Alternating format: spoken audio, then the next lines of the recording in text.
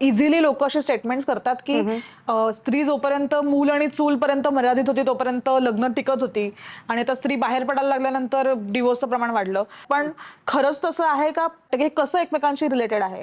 C एवढं extreme लेवलला विचार करण्याची गरज नाहीये की बाहेर पडलीये किंवा करिअर ओरिएंटेड झालीये म्हणून डिवोर्सेस होतात असं कारण नाहीये. पण अगदी छोट्यानी सुरुवात झाली असेल त्या गोष्टीची, पण ती गोष्ट पूर्णत्वाला नेईपर्यंत किंवा ती गोष्ट खूप जास्त एलिव्हेट होईपर्यंत जर का तुम्ही सजग नाही झालात किंवा तुम्हाला ते नातं सांभाळता नाही येतंय, तर ते कारण पाईल अप होऊन म्हणजे डिव्होर्सचं कारण होऊ शकतं.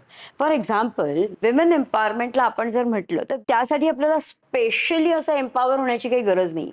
पण तरीही ही एम्पॉवरमेंट आपण समहाऊ ओव्हरपॉवरिंग मध्ये वापरतोय का?